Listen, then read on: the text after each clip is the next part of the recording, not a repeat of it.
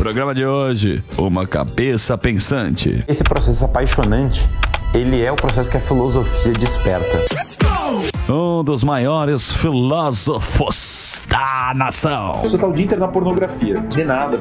Não faz sentido nenhum. Muitos aplausos para o iluminado Guilherme Freire. O Instagram dele é Guilherme FCL Freire. Ele é da filosofia. Quem indicou você foi aquele rapaz de rosa. Vai apresentar o Guilherme para todos nós que eu não conhecia. Muito prazer, Guilherme. O professor é professor de filosofia, ele tem o curso, depois ele pode divulgar aí, tem no Instagram dele. Manja muito de teologia, filosofia, comportamento humano. Então, já vou fazer uma pergunta englobando praticamente tudo isso e com um pouquinho de teologia, professor. A gente vê que sempre quando existe um estudo que sempre quando o cristianismo ele começa a diminuir, a humanidade piora. A gente está vendo uma diminuição do exercimento, se pode dizer assim, do cristianismo.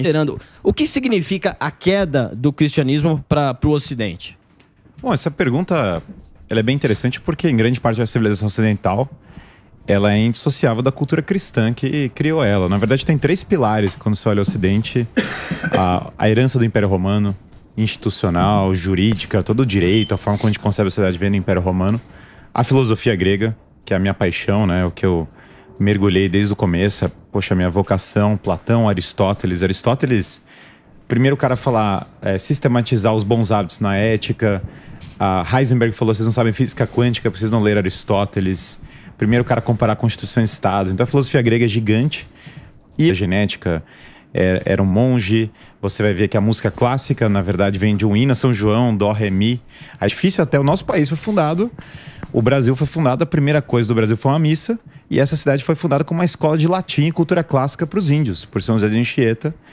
Mais eruditos do que alguns dos portugueses que vieram, porque eles estavam estudando cultura clássica, coisas de altíssimo. Então, se você recentemente estava em São Francisco, que Vale do Silício, um dos maiores PIBs do mundo, tanto tempo, e aquilo ali, então o cara tem que ter um cadeado para comprar. Você tá num lugar que tem dinheiro infinito e simplesmente você não consegue comprar uma pasta de dente. E agora a gente teve a experiência, obviamente, nas Olimpíadas, que chocou as pessoas, porque teve uma abertura anticristã, é a maneira mais óbvia de colocar. E muita gente olhou e falou, caramba, quais são esses valores, né?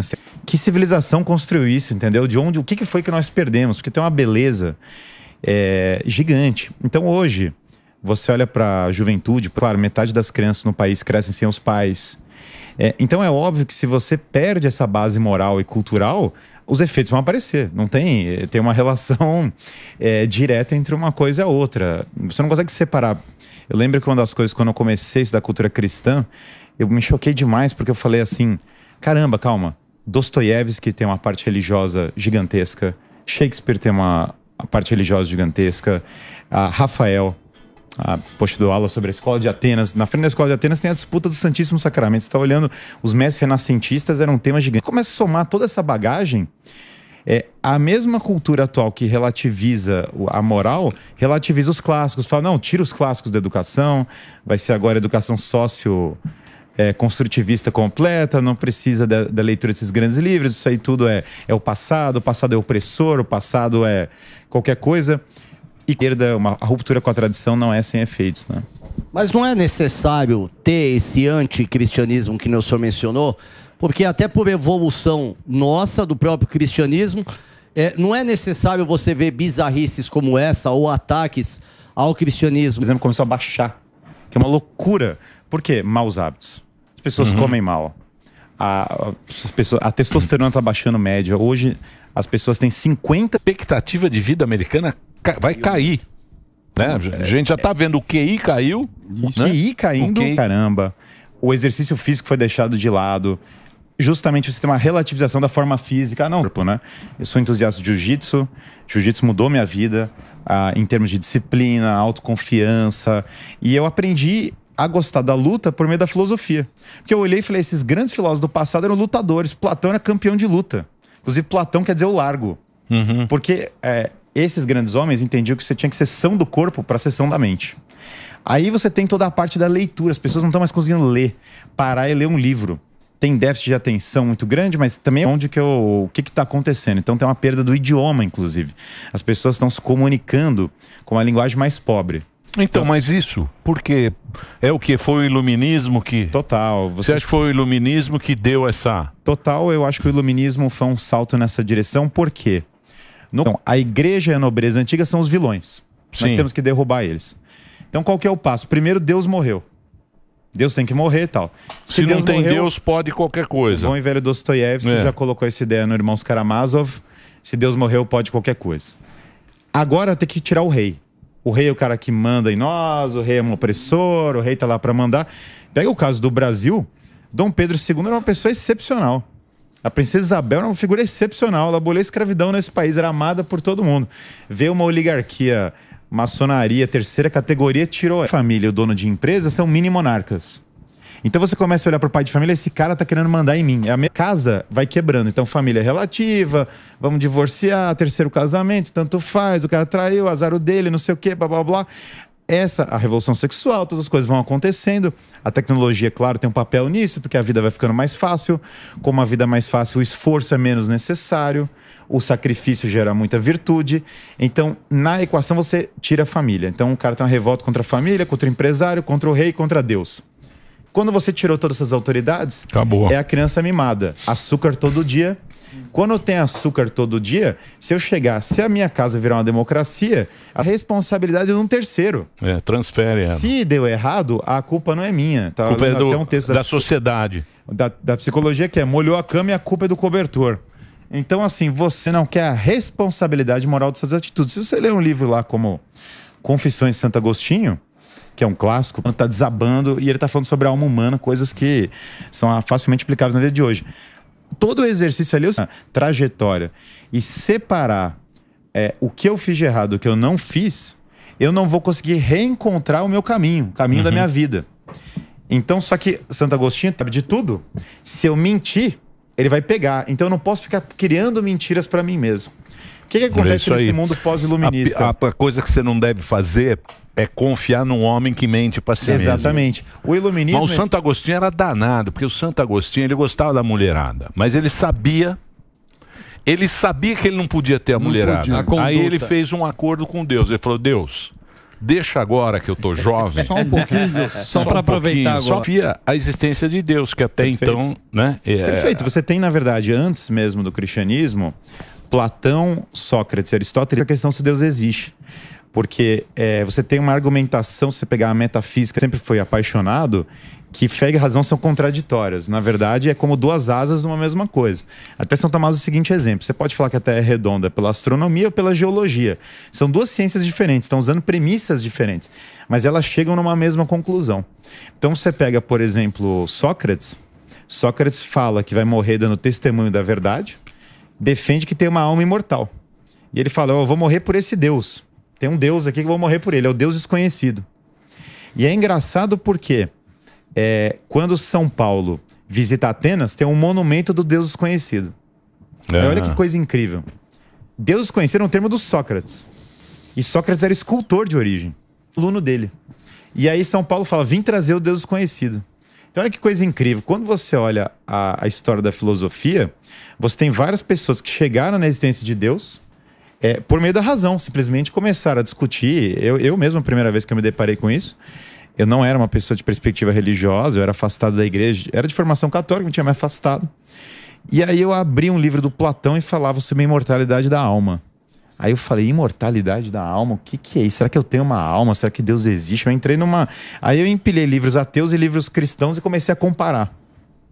Tanto que ele falou que ele leu a Suma Teológica inteira em uma noite. Não é isso que eu falei. A parte se Deus existe. E aí eu me fechei no quarto, fiquei com aquilo ali, e eu falei, depois de terminar de ler, eu falei: cara, Deus existe. E quando eu comecei a comparar os argumentos ateus e os cristãos ali na época, de filosofia, estamos falando de filosofia e alguns desses autores que eram cristãos, como eu falei de Aristóteles. Eu falei: caramba, muitos desses livros ateus, eles não conhecem o argumento metafísico.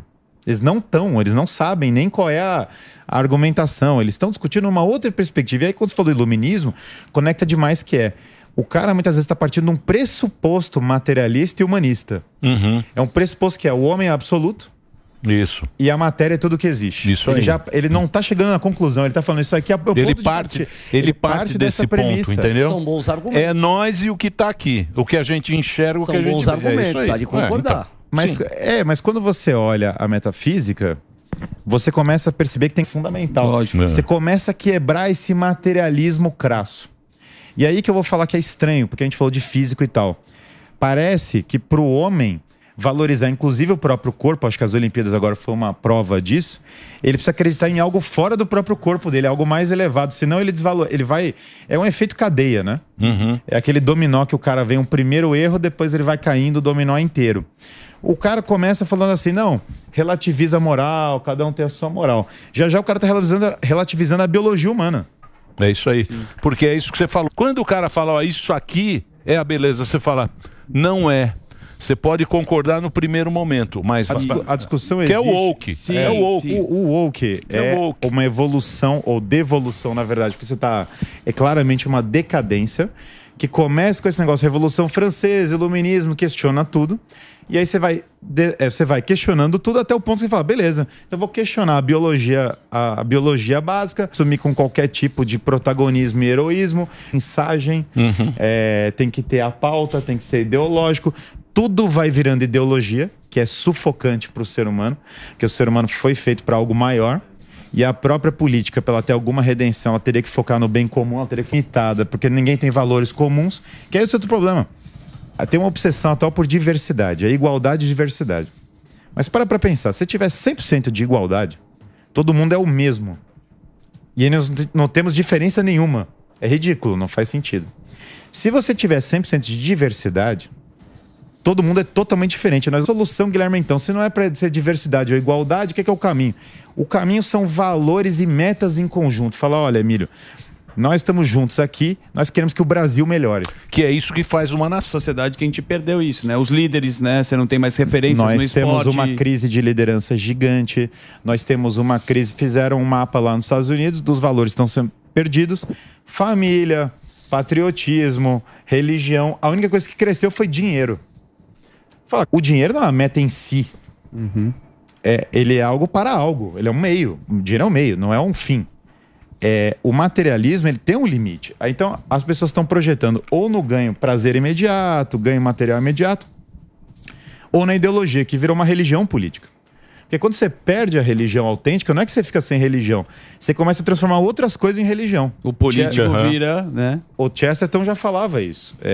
Deixou de acreditar em Deus, vai acreditar em qualquer coisa. Exatamente. Então, a Coreia do Norte é ateia, então o Estado laico é uma invenção do iluminismo. Estado laico.